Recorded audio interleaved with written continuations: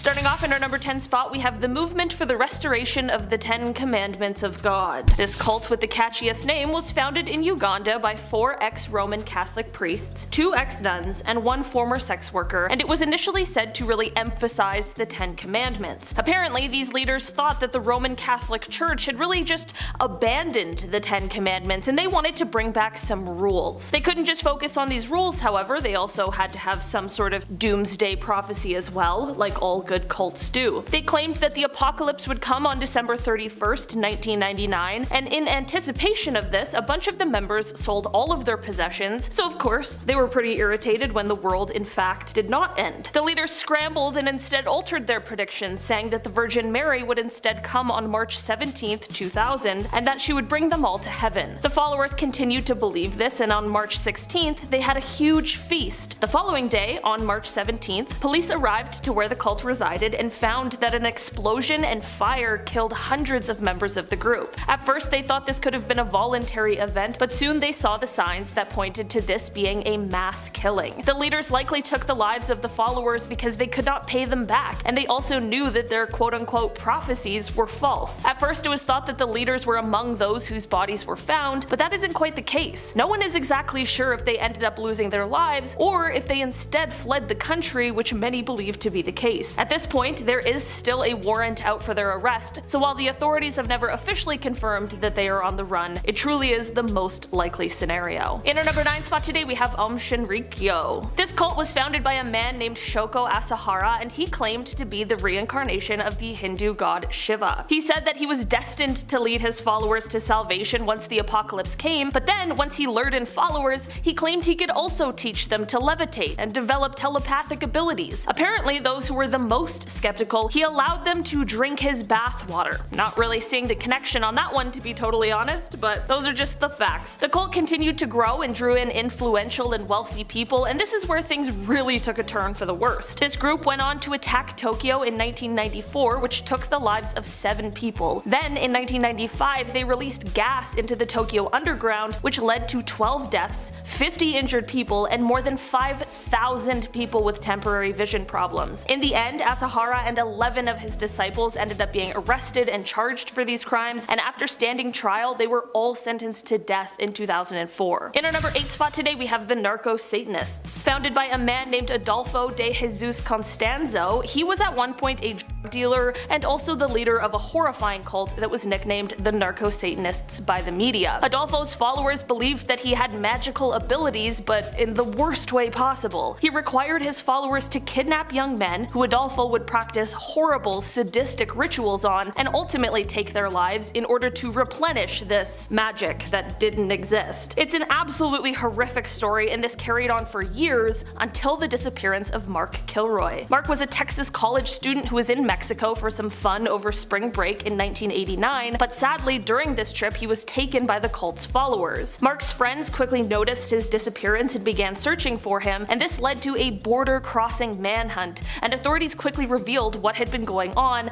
but Adolfo had already fled. He and 4 of his followers fled to Mexico City, and this is how he was finally caught. Police were called to the apartment they were staying at as a result of a totally unrelated dispute, but because Adolfo knew that they were looking for him, he just assumed that they were there for him and he opened fire with a machine gun. Not wanting to go to prison, he then handed the weapon over to one of his followers and asked him to open fire on himself, and by the time the police were able to reach the apartment, he was already dead. In the end, 14 cult members were charged for their crimes relating to everything that went on. In our number 7 spot today, we have the Children of God. Karen Zerbe is the leader of the cult now known as the Family of Love, but is much better known by its former name, the Children of God. In 1969, Karen joined a group called Teens for Christ and ended up becoming the personal secretary to David Berg, who is one of the founders of the group. Eventually, David would divorce his wife in order to marry Karen. Karen had a son named Ricky, and his childhood was made into a book which was used to show other members of the cult how they should raise their children, but the book included some pretty horrific and disturbing content. At first, Karen wasn't around or extremely active in the cult, but she began to insert herself more and began making rules and enforcing discipline. Karen. Once David began to get sick in 1988, Karen took over the leadership position that she had been groomed for. After David passed away, she married another leader from the cult, and all the while, Karen was extremely elusive,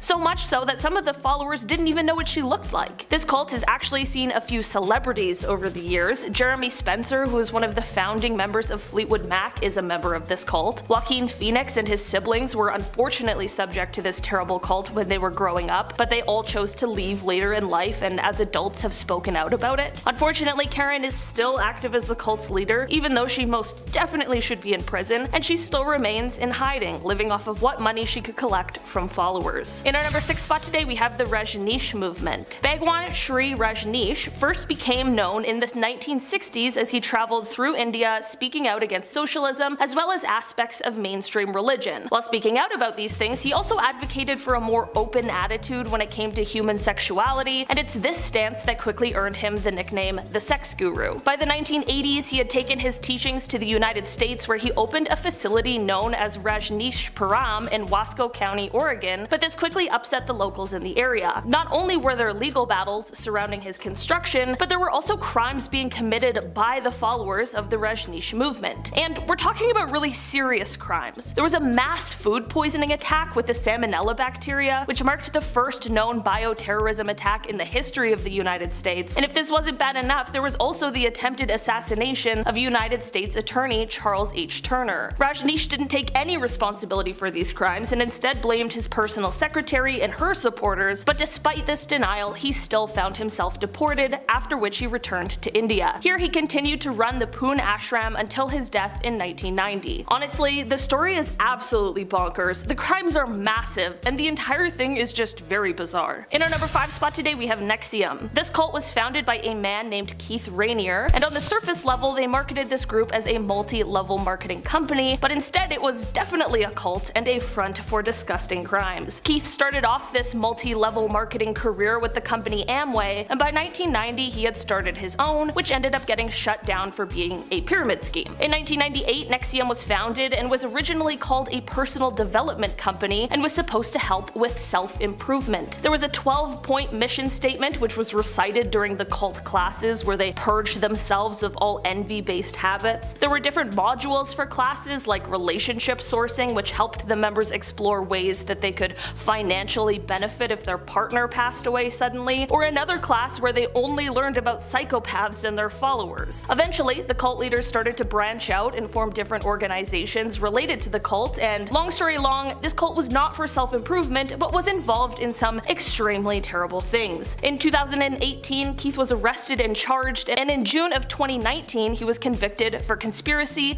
and conspiracy to commit forced labor, as well as a few other really awful things, and all of these charges were related to NXIVM. This story really blew up, especially due to the celebrity involvement of actor Allison Mack, who was also arrested for her involvement in the cult. In our number 4 spot today, we have the Manson Family. Started by the horrible Charles Manson, this story starts off when Manson was released from prison in 1967, where he then moved to San Francisco, where he gained a small following that would eventually go on to be the cult known as the Family. The group eventually moved to an abandoned ranch outside of Los Angeles, and it was here that Manson continued to brainwash his followers and manipulate them with his own religious philosophies. He is quoted as saying, quote, "I'm God to my friends, I'm the devil to my enemies. When I look to the future, I'm the prophet. When I must lay down the law for our earth, I'm the son of man." Manson claimed that there would be an upcoming race war in which white people would be killed, which was intended to instill fear in his followers. This was so that he could ignite a race war and send his followers on a killing spree, which ended up being the night of the horrible Tate and LaBianca killings. This led to a reign of terror in the Los Angeles area for several months because people just couldn't understand how or why this happened. In our number 3 spot today, we have Heaven's Gate. Started by Marshall Applewhite and his former partner Bonnie Nettles, the two founded the well-known cult Heaven's Gate. These two believed themselves to be something called walk-ins, which they said are higher beings who took control over the bodies of two middle-aged humans so as to spread their word and teach humanity. People who believed their story and were drawn in by the idea of these higher beings were of course being manipulated and taken advantage of, which is all too common in these cult stories and really is the basis for most of these kinds of stories. They gave up their lives and all worldly possessions in the belief that Earth was to be recycled, and the only way to continue surviving would be to leave immediately. The time to leave Earth came in March of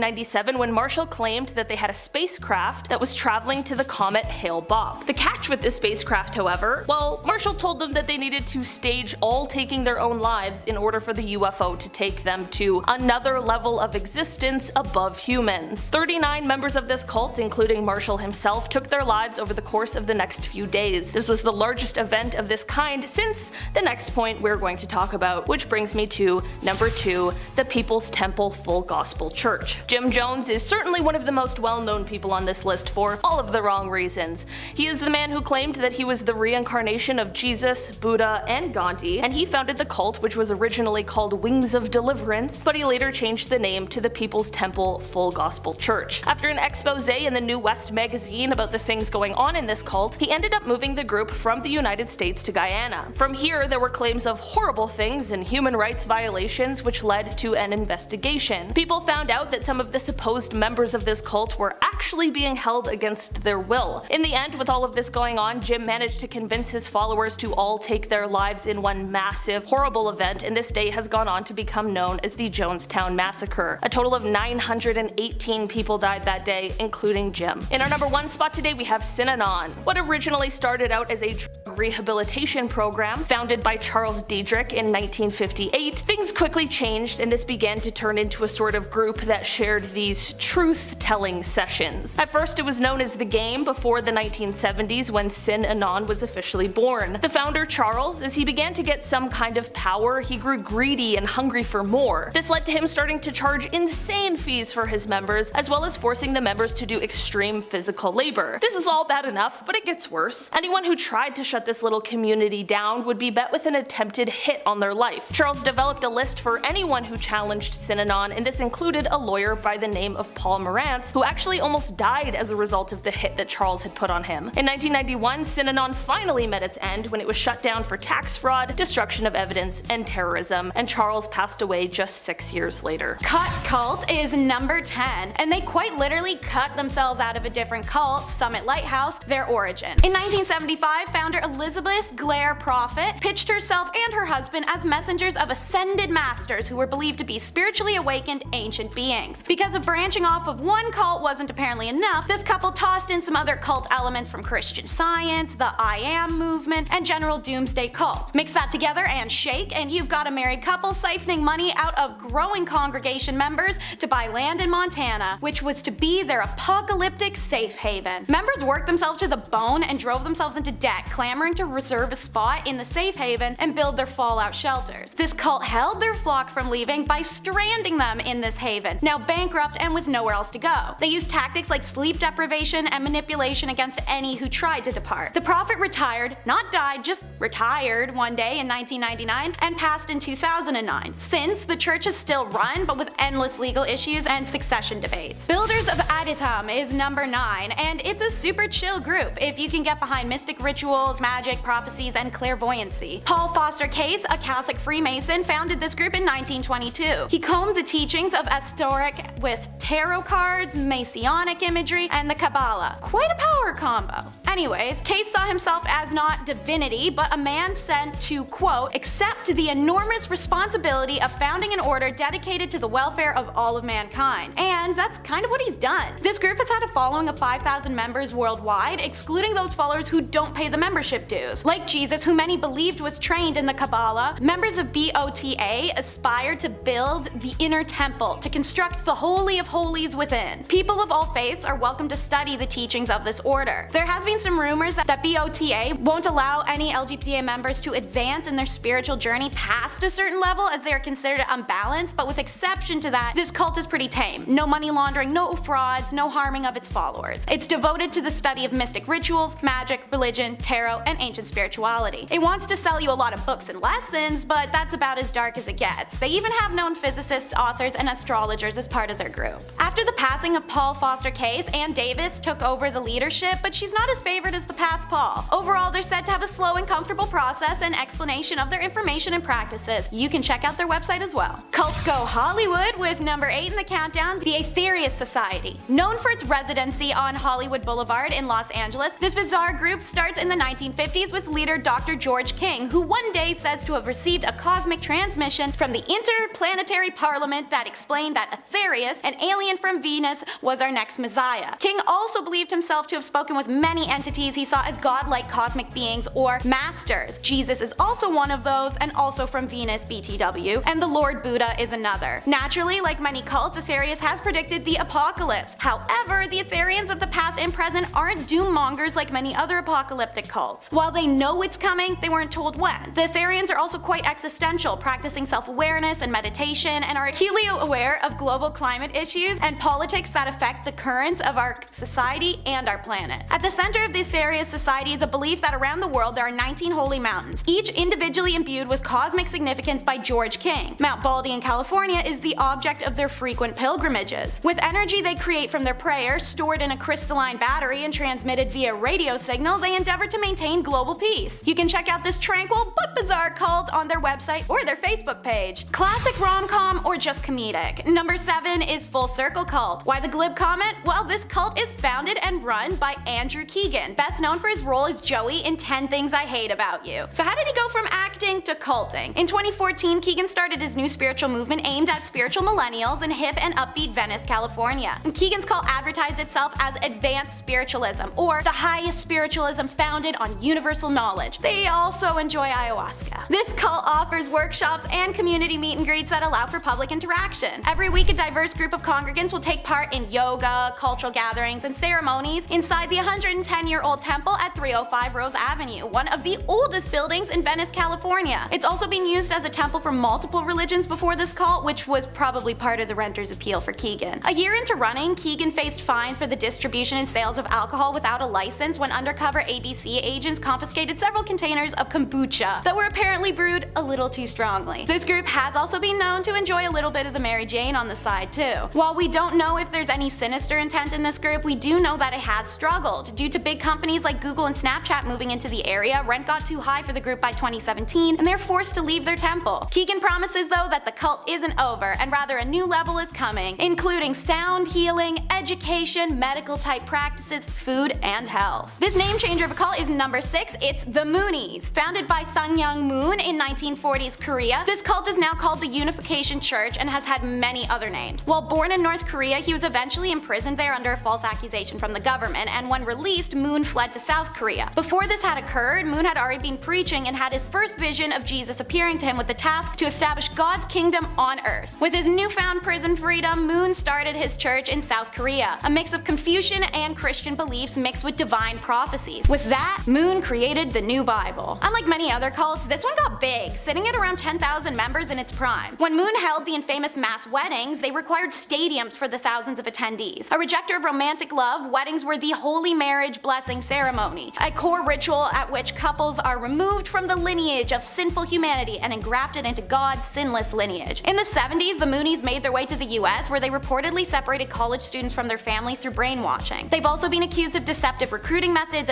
practices, and manipulative financial frauds. This cult has faced lawsuits, government scrutiny, and even had 400 of its members abducted in the 70s and 80s for cult deprogramming. Moon died in 2012, and the religion broke off into 3 factions, each following a family member. Some follow his widow, who many consider to be a messiah and is now the founder of the Women's Federation for World Peace International. Others followed his eldest son to his Family Peace Association, and others followed his youngest son to the Sanctuary Church. I guess cult leader can be genetic. Here we go again with the Brethren at number 5. If you watch part 1 of our bizarre cults, you may think I'm revisiting the same cult. Don't worry, I'm not lazy, it's just that cult leaders aren't creative with their names. This Brethren cult was founded by the late Jim Roberts, a preacher's son. He had practiced sermon by 15 and later served in the Marines. This combination of strict religion and disciplinary Marine Corps made for a hardened man with some unique ideology. In Chicago, his religious philosophy paired with leadership skills, charisma, and an air of authority allowed him to gain a small group of congregants by visiting college campuses and public areas. He had about 100 followers under a tight-knit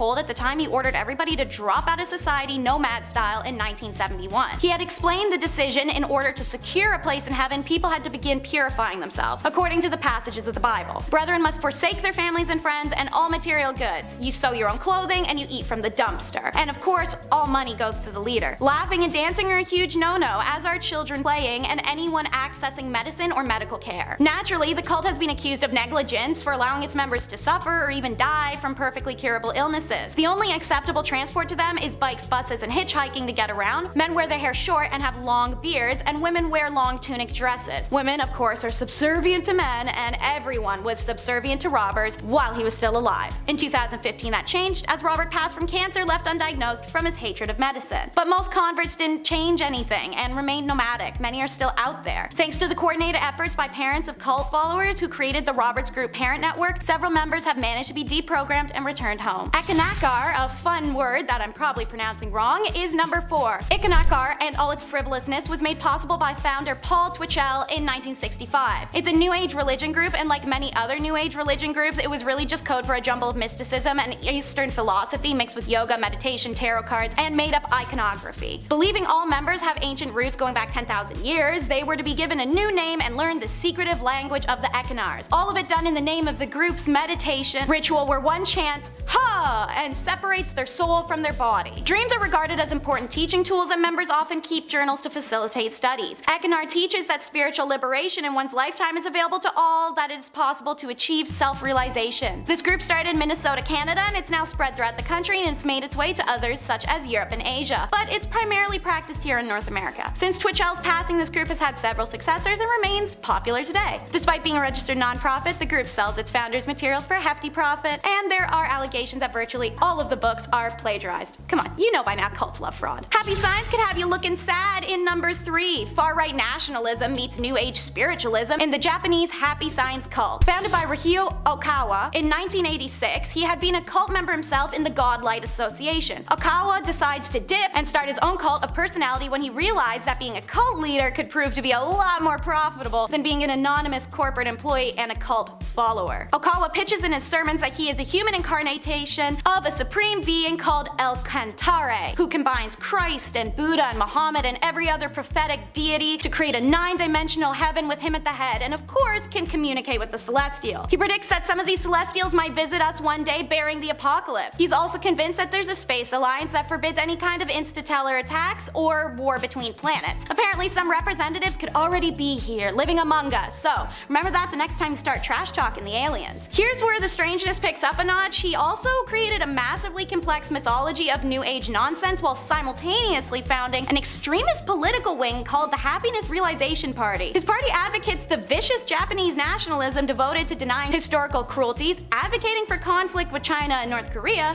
and to rebuild Japan's infrastructure. The group claims to have 12 million members around the world, has multimedia arm, and enjoys a tax-exempt status in the USA as a church. Let's get biblical. Number 2, the 12 tribes. So sorry for how cringy that was. The 12 tribes take holistic and traditional practices to exploit under the guise of New Age hippiedom. The Christian fundamentalist cult was born in 1970s, led by Albert Eugene Spriggs and his wife Marcia in Tennessee. They advertise their nature communes and 70s themed diners and cafes, whilst behind closed doors, their practices are far less than free love. There is a belief that slavery was a marvelous opportunity for black people, and the support of conversion camps for the LGBTA who they think the world should be rid of. The 12 tribes tries to keep its extremist teachings from outsiders and even some of their inside members, but former members and experts on fringe religious movements who have helped followers escape paint a pretty horrific picture of life in the group. Black and LGBTA members especially suffer, as once indoctrination is over, members change tune and become aggressive towards them. Their followers sacrifice their earthly possessions to live in any of the many communes and follow the teachings of the modern-day apostle with no deviation, lest they risk being ostracized by the cult and damned to an apocalyptic lake of fire. Members must work for free in the commune stores and cafes. Their access to internet, secular books, movies, everything, worldly influences of any kind are extremely restricted. In its 50 years running, 12 tribes distinguish itself from other tribes with legal businesses, operations such as food services, construction, soap making, woodworking, farming, solar energy, and even an Alaskan fishing operation. By members living communally, sharing money and resources, and all businesses staffed by followers who work without pay, ex-members told the Denver Post this is how the cult perfectly constructed to leave leave you with nothing should you choose to leave. This next cult is one of unbelievable brutality. It's the Narco Satanicos at number 1. Okay, so that's a word and a half, but it essentially means the satanic doobie dealers led by Adolfo de Jesus Costanzo. Its members were traffickers and deeply disturbed people. Having studied Palo Mayombe from a young age, Adolfo took fascination with the concept of remains having religious purposes and affiliations. This fascination grew, and while Palo isn't inherently evil and can be used for great good, Adolfo was also exposed to his mother's criminal behavior and criminal consorts as a child, as well as rampant poverty, which were huge influences on his future life of crime. I'm going to keep this vague because the victims deserve to be acknowledged more than the crime. After moving back to Mexico as a teen, Adolfo made a group of friends who indulged his radical and bizarre opinions about the benefits of animal and even human sacrifice in the name of deities. They began to run a profitable business casting spells to bring good luck using Adolfo's Palo background and some made-up mojo, involving expensive ritual sacrifices of chickens, goats, snakes, zebras, and lion cubs. Many gangs and high-ranking politicians visited the group on their ranch property for these spells. It's here the group indulged in the use of heavy substances,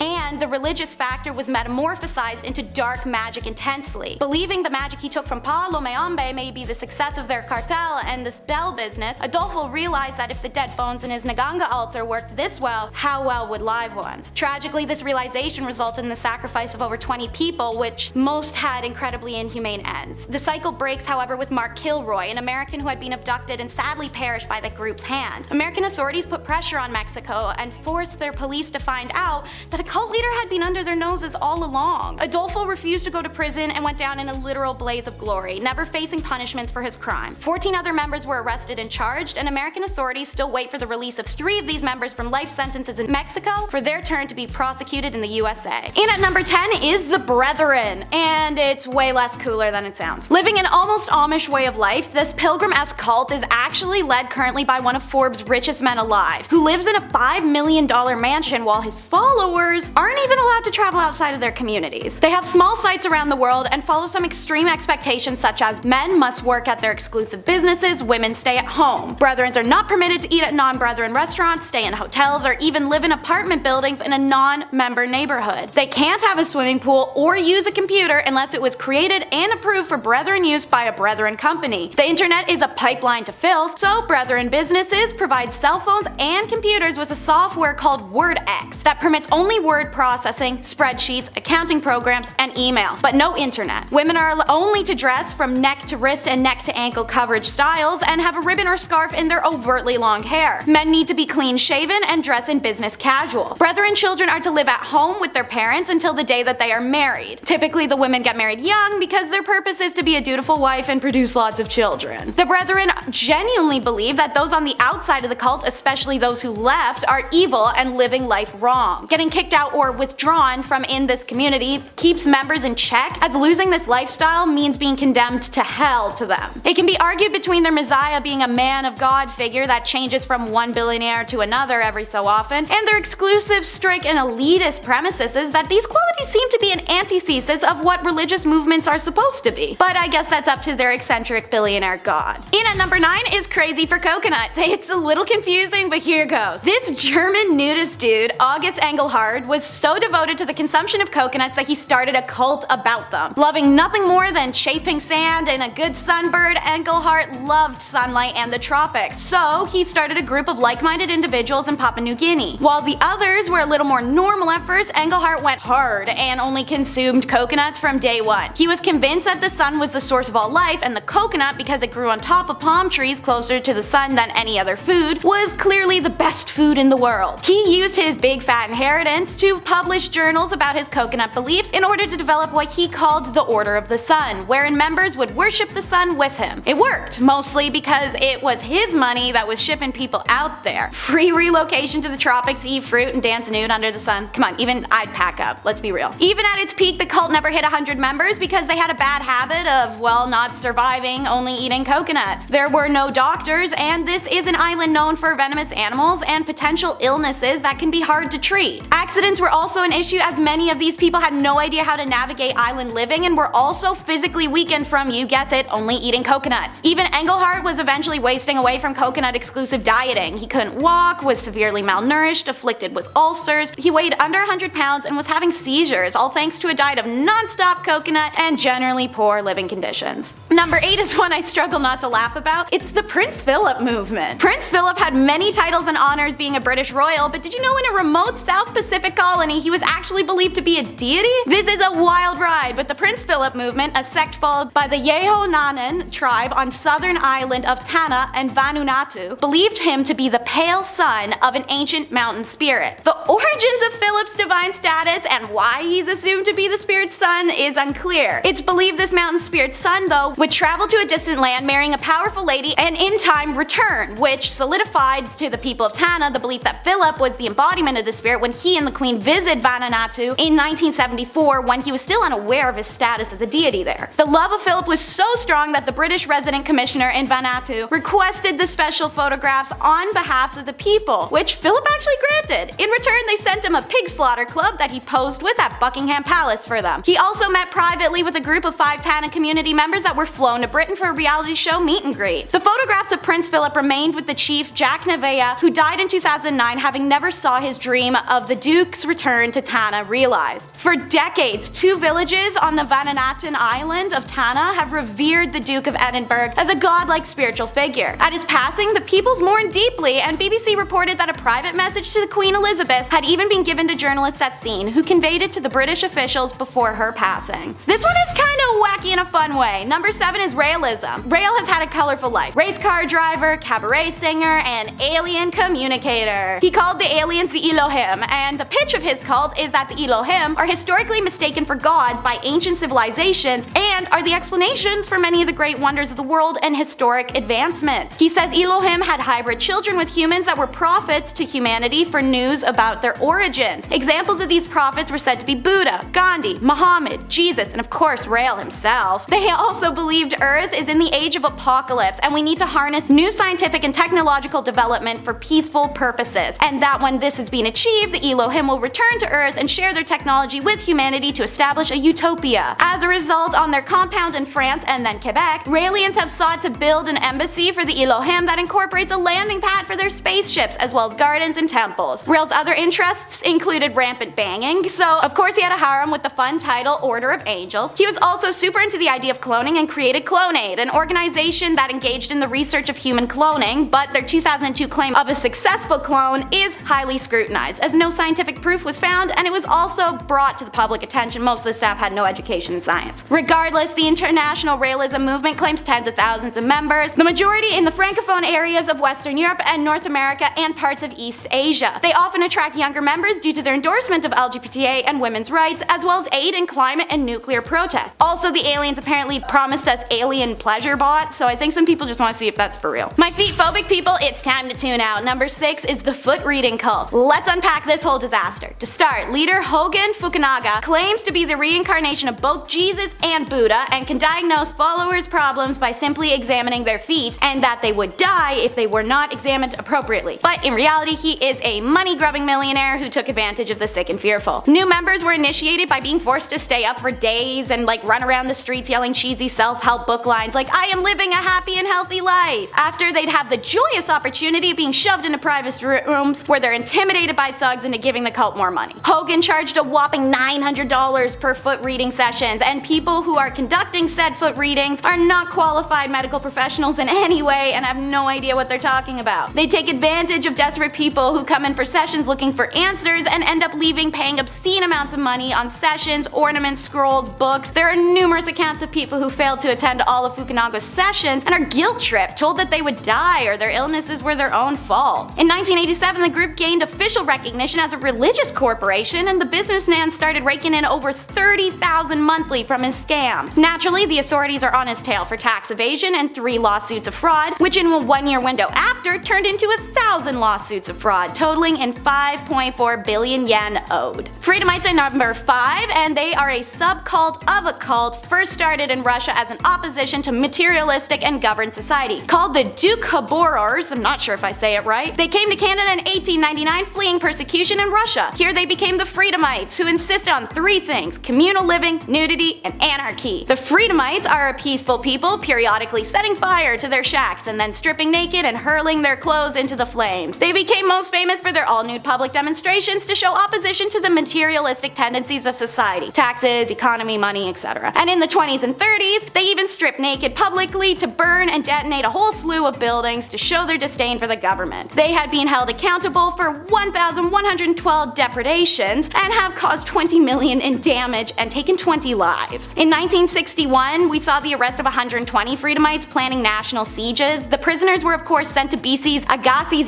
fireproof prison, which prevent the Freedomites from doing their favorite thing, burning it down. A book titled Terror in the Name of God, a study of Doukhobors, written by Vancouver newswoman Sima Holt, highlighted Freedomite contentions and factually debunked some of their misconceptions and put forth revealing contacts as being only one of many fanatical Russian religious sects. When some of the locked up Freedomites read it, they actually started to change their tunes a little. Younger Freedomites began working in the prisons, asking for other books and school teachers, and slowly shed their traditional emo attitude. To date, 14 have been paroled, and Canadian officials proudly announced that the first returnees to Freedomite lands applied for Government Land Office to buy the land. For the first time, Freedomites will be land-owning, tax-paying citizens. True Weight Cult comes in at number 4. Originally a professor in Taiwan for 9 years, after 37 years an atheist, he woke up one day, first religious revelation. A voice said to pursue religion, so he did. He studied every religious text he could find and then joined a UFO cult. Hated the leader, so he dipped and took about a dozen of the followers with him to start his own cult. He gained them fast and had them open up satellite churches by 1996. What were their beliefs, you may ask? Well, he claimed that 99% of the Buddhist temples in Taiwan were led by vampiric outside spirits, the Jesus reincarnate lived in Vancouver, the universe is 4.5 trillion years old, our solar system was created by nuclear war, we each have 3 souls, and that humanity has been rescued on 5 occasions by God descending in a flying saucer. Their whole goal was, as people increased their spiritual light during the time on Earth, they would be able to escape karmatic reincarnation. This meant achieving enlightenment, the state of being that their leader Chen also called Buddhahood. Chen pulled his followers' tails a ridiculous amount. He had them move from Taiwan to America, which only 150 of his few thousand followers could even do, live in cramped conditions, give him their money. The final escalation is when Chen told them on March 31st, 1998 at 12:01 a.m. God would appear before the world on a single TV channel in the USA. When this prophecy failed, he stared into the sun for a while in front of his followers and reporters and stated that no mere man could have done it for that long. He had them shake their own hands and speak out loud and claimed that that is proof of God being everywhere and in everyone, so technically his prophecy didn't fail and he wasn't wrong. His followers began to dwindle and eventually disbanded due to unfulfilled prophecies and visa issues, as cult member is not a valid reason to renew a tourism visa. Concerned Christians anti-cult is number 3. To explain, an anti-cult pastor preaching about cults became a cult. Okay, known as Monty, Kim Miller founded the Concerned Christians to speak against mind control perpetrated by religious extremists, as well as keep Christianity apocalyptic and severe. Monty was never raised religious. In fact, his first exposure was the Christian club at the university, which seemingly had him convert almost overnight. He directly enjoyed the concept that no one belonged to themselves, rather that humans were purchased at the cost of Christ's blood, and thus everyone belonged to Christianity. That's not the best reason to be a convert. He was hostile to anyone he deemed sacrilegious, but usually Monty condemned easy targets like liberal churches and cults, which gave him credibility as a preacher for discrediting perceived false teachings. But sometimes giving someone an audience is a bad thing, i.e. Donald Trump. His disciples failed to notice his message and personality were shifting because his charismatic delivery remained so compelling. His message was now that they were selected by God to be the only true church and that they must abide by the holy laws and spiritual regulations. He used tactics he'd learned watching cults to isolate and control his flock, cutting ties from local churches and organizations. Forced to live in group homes, they were also forced to pour all their money and resources into Monty. An absurd $100,000 per family per year was expected. As his financial situation worsened, Monty took all assets from families and began the prophecy of his own death in late 1999, and that they needed to go to Jerusalem for his death, despite their aggressive anti-Semitism. The group departs suddenly overnight, leaving gifts for their family behind. The families obviously alert authorities, and cult members were desperately searched for. Some of these devotees were found in Israel, but the rest were never found. Leader Monty was one of those that still hasn't been located, but rumors imply he may just be hiding for tax evasion, fraud, and lawsuits in Greece. The Seekers is number 2. If you live in Oak Park, Chicago, 1954, your Christmas Eve may have been interrupted by a group of carolers not singing but rather screeching at the sky. 200 people amassed to watch the carolers, and police arrived to investigate the commotion. They found the Seekers, led by 54-year-old Dorothy Martin, who egged on her followers in the promise that a spaceship would come rescue them from Earth, while those who stayed behind were doomed to perish in a cataclysmic flood. Dorothy claimed to be able to speak with these aliens, which started one day in 1953 when she was sitting home alone. She says her mind went blank, her arm went numb, and then pins and needly, and she placed a pen in her numb hand and apparently wrote messages from spirits. She learned every time she kept her mind blank, she could channel first her dead dad, then aliens. She meets Michigan State physician Charles at a New Age aliens group, which has a small group of like-minded adults seeking access to extraterrestrial knowledge. They believed Dorothy to be a conduit and followed her quickly, just in time for her to receive a very out-of-pocket message from her alien guides of a coming apocalypse and a chance to evade it in the form of a UFO landing in a nearby airbase. No such UFO arrived though, and Dorothy felt like a failure until her alien buddy told her that the rising of a sunken empire would flood much of Earth, and UFO round 2 was set to land later in 1954. They set out pamphlets and letters trying to warn the world. Before the 24th, there were 2 other false alarms. The seekers were grasping at straws, as was Dorothy. So when they were told to go out and sing carols to call the aliens on Christmas Eve, they did. But they never came. Nothing ever changed, and the seekers simply went home one by one, and Dorothy went to a mental institute. And in at number 1 today is the virtual Reptilian Cult by Sherry Shriner. Born in a severely religious home, there's no doubt it attributed to the religion-based delusions Sherry Shriner experienced as a child and into adulthood, as even she claims she was proclaiming God's name by the age of 2, and she was reborn by the age of 5, and by age 12 she'd read the Bible cover to cover and had a fascination with the book of Revelations for its strange imagery and apocalyptic predictions. She developed horrific haunting night terrors, and she believed they were because Jesus was not Jesus and instead the son of Satan, and Jesus that they had believed to be executed on the cross was actually Satan's son, so he's wrongly worshipped. She believed her night terrors were this Satan's son, who realized what she knew and sieged her sleeping brain so she couldn't tell the good Christians of the world they thought worshipped a false idol.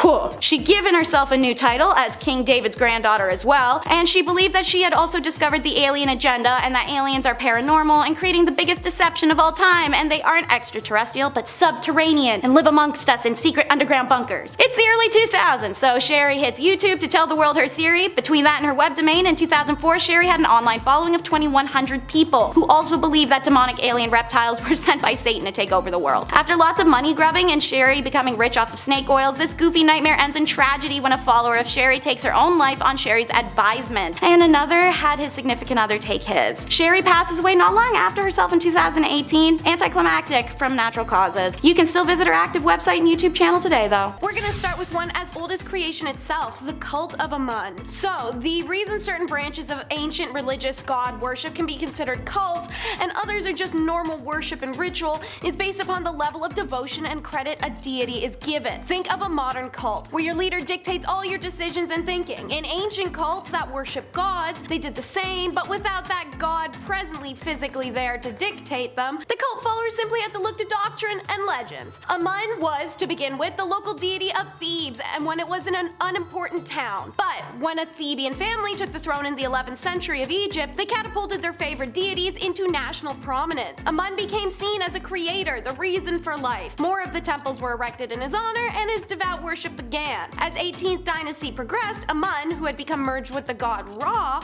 to become Amun-Ra, cults grew in wealth and power. Soon, the cult rivaled that of the pharaoh in power and prestige, and one of the important positions in the cult was the wife of Amun, usually the queen or the queen mother associated with the pharaoh. But there was also a high-rank oracle and priests who controlled them. This cult's rituals remain largely mysterious due to what we know of them, and due to the fact that Akhenaten's decision to declare Aten the only god in Egypt destroyed a bunch of the temples and statues of all the others.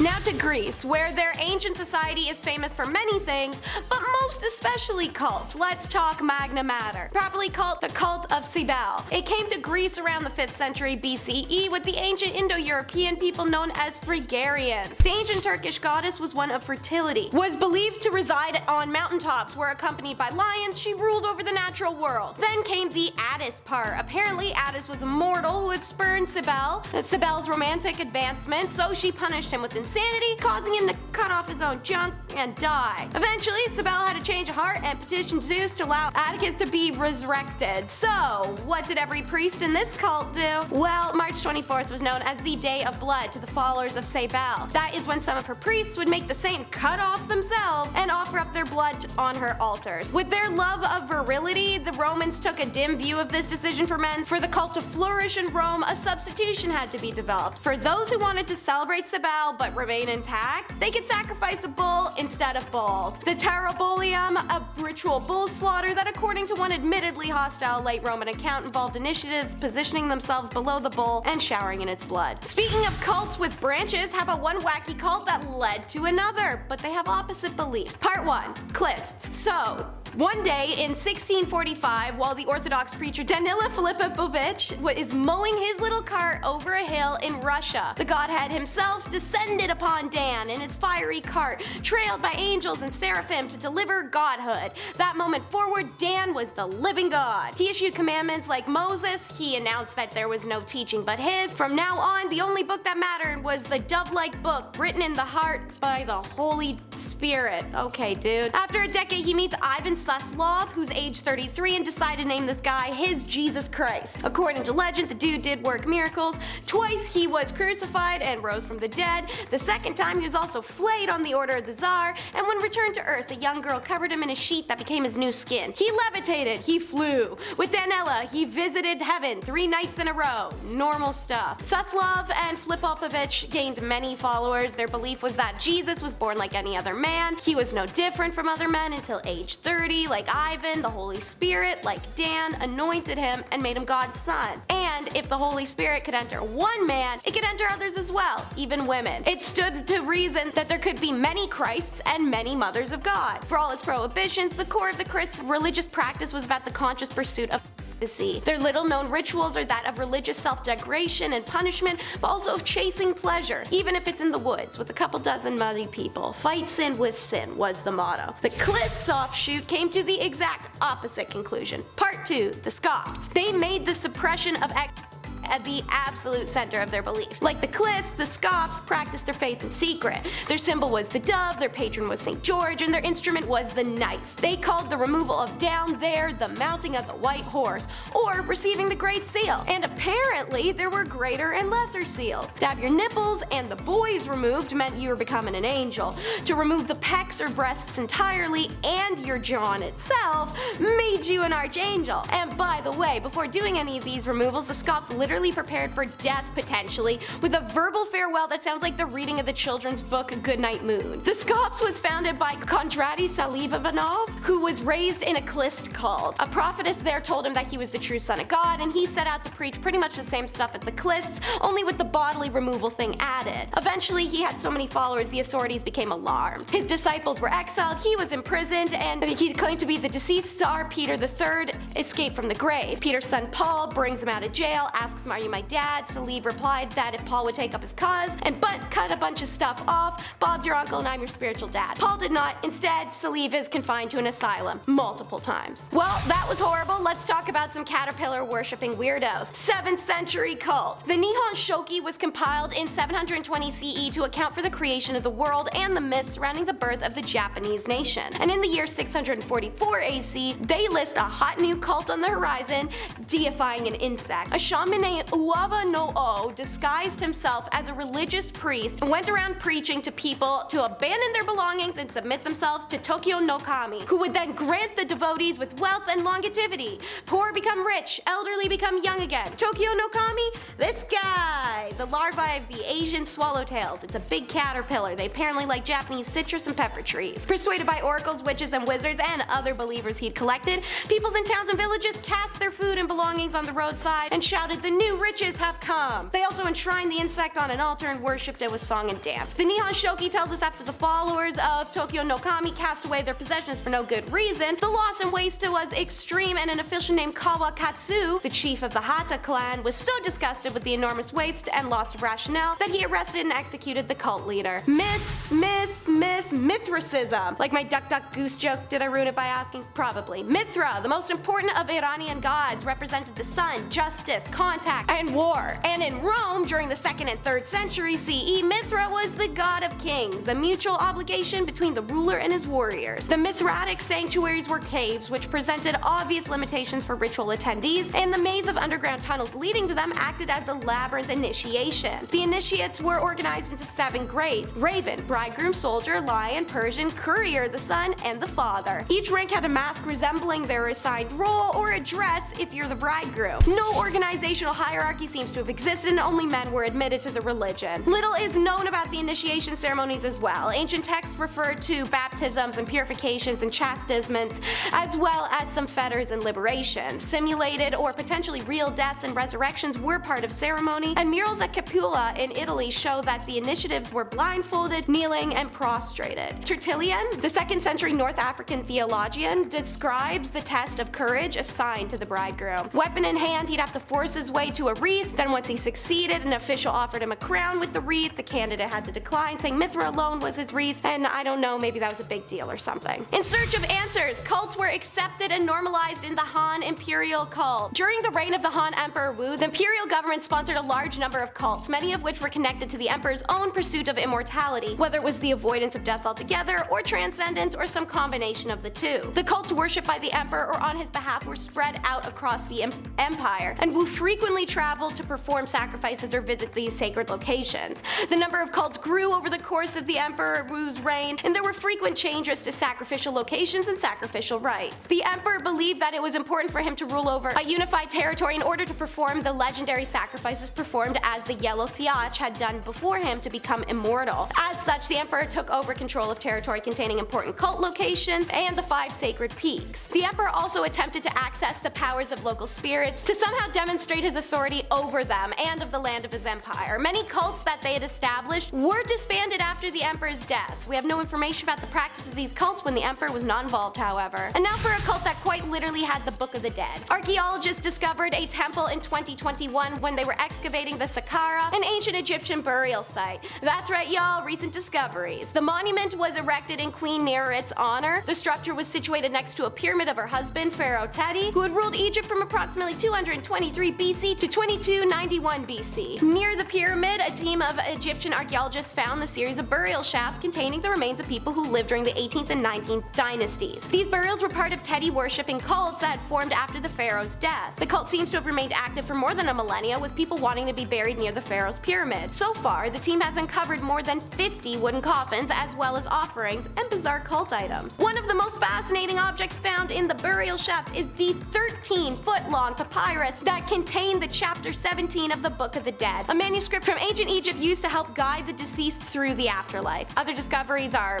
bronze axe, board game, limestone stela, some other cool stuff. There are also many shrines and statues of Anubis, and the rest is a mystery for now. Now, an Egyptian god being worshipped in Greece, the cult of Isis. This goddess gained prominence in Greece and Rome after 300 BCE. She had prominent temples, a dedicated priesthood, and devoted followers. She was believed to influence fertility and agriculture, but as her worship spread to new areas, this changed to fit the needs of her followers. The cult of Isis concerned itself with the myth of death and rebirth of Osiris, how Osiris's brother Seth was so envious of Osiris's rulership of Egypt and the Nile, he cuts him into many pieces. Osiris's wife Isis then gathered the pieces together, ate them, and gave birth to Osiris, resurrecting him. The cult mainly concerned itself with the concepts of material sacrifice, like fasting and donating, rituals involving revelations. Unlike the mystery religions, there were both yearly rituals and daily sacrifices. Not only this, but there was very public displays of devotion to Isis, with temples, devoted priests, and worships in her honor, as well as the annual Navigiem Isidius. They weren't underground by any means. In fact, evidence shows that the cult of Isis was the largest competitor for the new cult, Christianity, in the empire, especially concerning the inclusion of women as priests and worshippers equally. In fact, it played a huge influence on Christianity. The iconograph of the Virgin Mary bears similarity to Isis, and Isis's titles such as the Queen of Heaven are still used to refer to the Virgin even today. Finally, Osiris's promise of eternal life through sacrifice for his followers has clear parallels to early Christian understandings of Christ. Last but not least is Boiled Head, Sanctuary of the Falcon. Archaeologists were casually conducting field research along the Red Sea's coast in 2019 and, humbly discover an entire lost shrine. The team came across the temple ruins while excavating Berenike, an ancient Ptolemaic Roman port. The 2-room shrine was decorated and designed in Egyptian style. However, the previous worshippers were not Egyptian. They belonged to an enigmatic Blehimes, a semi-nomadic tribe attempting to assimilate. The site on which the shrine was found, called the Northern Complex, consists of multiple buildings, including hints at the beliefs of the Blehimes, including inscriptions of their kings. In the rear room, the archaeologists identified a podium on which a statue of their god would have been placed, and a broken stand of which offerings for the god would have been placed. Perhaps the most notable, however, were the 735 animal remains fish, bird, mammals, and eggshell fragments, all sacrificed for the Egyptian moon god Khonshu, who they began to worship. In a fascinating twist, the temple content suggests the Blemies had embraced Egypt's existence and their religion so well, they politely redeveloped their sacrifice practices to be more comfortable for the average Egyptian, sacrificing falcons by chopping heads off and boiling them instead of humans. However, this temple found has a strict no boil zone. See that sign? Yeah, when the inscription's translated, it says it is improper to boil a head in here.